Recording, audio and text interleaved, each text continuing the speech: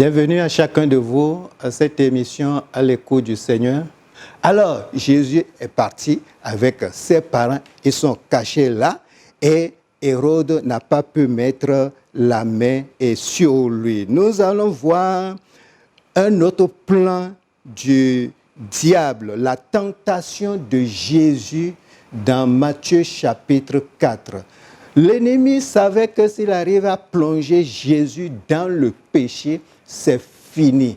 Alors, il a bloqué le plan divin. Et c'est pour cela qu'il y a tentation de Jésus dans Matthieu chapitre 4. La solution que Dieu a utilisée ici, c'est les versets bibliques que Jésus a cités à l'ennemi. Il est écrit, il est écrit, il est écrit. Et je voudrais dire à chacun de nous, je voudrais te dire, toi qui m'écoutes, si tu as un plan divin, si Dieu t'a destiné à quelque chose, sache que tu auras tous les coups. Sache que tu feras face à tous les combats. L'ennemi va utiliser la ruse, la séduction. Il va te combattre physiquement. Il va te combattre spirituellement. Il va utiliser même le péché pour te plonger dedans. Et il sait que quand tu rentres dans le péché, c'est fini. Tu es en désaccord avec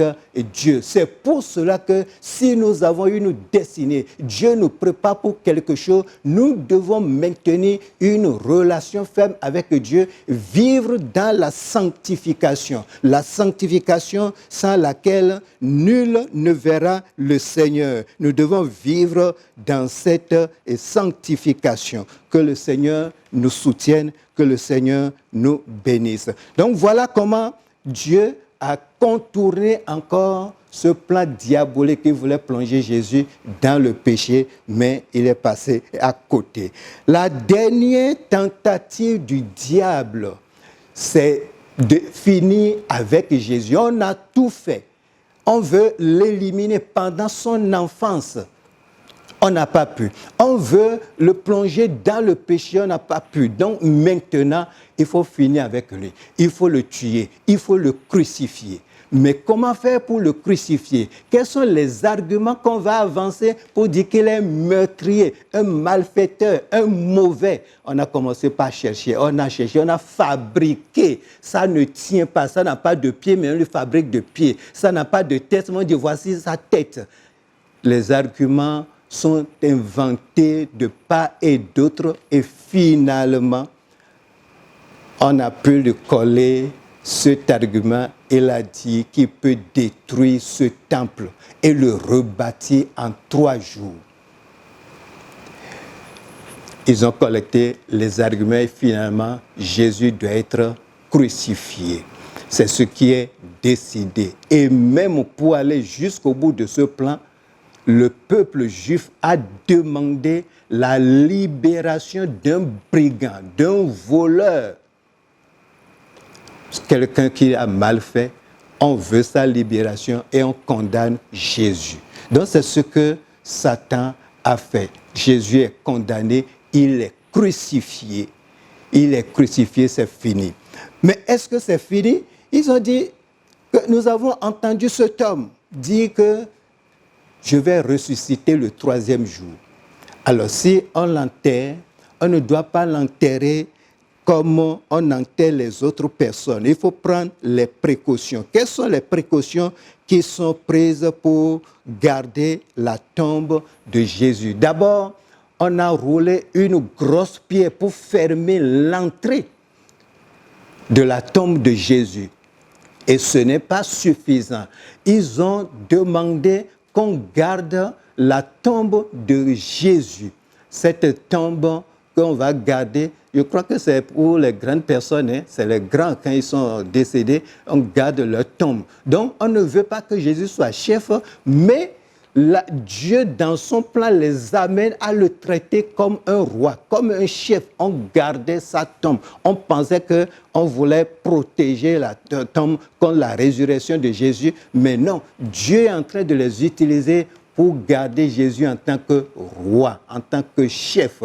Il est gardé, il est protégé jusqu'au dernier jour, 3e jour. troisième jour, c'est ce que nous avons lu dans Matthieu chapitre 28, à partir du premier verset, le jour de sabbat. Le jour de sabbat. Après le sabbat, à l'aube du premier jour de la semaine, Marie de Magdala et l'autre Marie allaient voir le sépulcre et c'est là qu'ils ont vu que mais les choses ont changé. Les choses ont changé. La pierre n'était plus à l'entrée de la tombe. Mais qu'est-ce qui s'est passé au moment où elles se lamentaient? Un ange apparut pour leur dire, je sais qui vous cherchez. C'est Jésus. Il n'est plus ici. Il est ressuscité d'entre les morts. Mais où était la pierre? Un ange a roulé la pierre. Où étaient les gardes? Les gardes étaient pris de peur. Ils tremblaient quand l'ange est venu rouler la pierre. Jésus est sorti de la tombe. C'est ça la Pâque, la résurrection de Jésus-Christ. Et je voudrais dire que la résurrection de Jésus-Christ est la réponse de Dieu à Satan. À travers cette résurrection de Jésus-Christ, alors le christianisme a sa fondation solide parce qu'on peut prêcher le salut, on peut prêcher Christ, on peut prêcher le retour de Jésus-Christ parce qu'il est ressuscité d'entre les morts. Nous avons désormais l'assurance du salut. Nous pouvons être sauvés si nous confessons nos péchés. Aujourd'hui, le sacrifice de Jésus est valable. Nous n'avons plus besoin de sacrifier les animaux. On n'a plus besoin de verser le sang d'un oiseau, mais le sang de Jésus est suffisant pour nous sauver de la main de l'ennemi. À travers cette résurrection de Jésus, nous avons la preuve de la puissance de Dieu, la preuve de la puissance de Dieu. Quels que soient les plans diaboliques, quels que soient les plans de l'ennemi, Dieu est capable de nous donner le salut. Dieu est capable de nous conduire dans notre destinée. Et cette résurrection de Jésus-Christ atteste la destinée de Christ. Il est Dieu. Il est Dieu. Et à travers cette résurrection, il a prouvé qu'il est Dieu. Et à partir de là, il devient notre souverain sacrificateur. Donc voilà les bénéfices, les résultats que nous avons à travers la résurrection de Christ. Fête de Pâques, je voudrais à travers cela faire des proclamations sur ta vie. Pour cette fête de Pâques, peut-être que l'ennemi a utilisé des plans pour porter atteinte à ta vie spirituelle, mais Dieu a toujours la solution. L'ennemi a utilisé des plans pour porter atteinte à ta vie professionnelle ou à ta vie matrimoniale.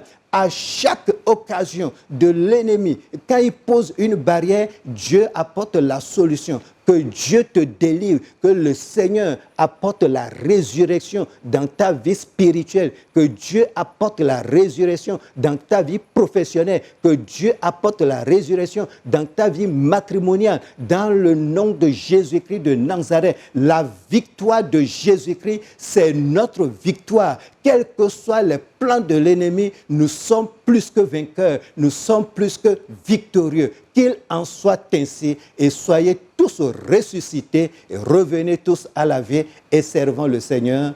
Amen.